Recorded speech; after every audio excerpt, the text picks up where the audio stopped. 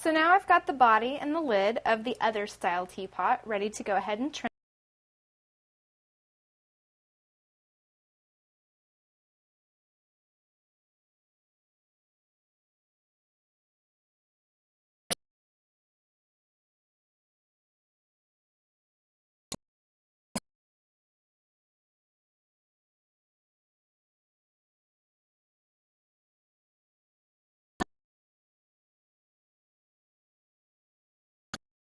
Tilt it up. And very gently, I'm touching this very gently so that I don't squish that stem. And then I'll place it on top of the pot. Now I want to make sure this is on center before I go ahead and trim it. And it is. So now I'll go ahead and trim this and also throw the knob for this lid.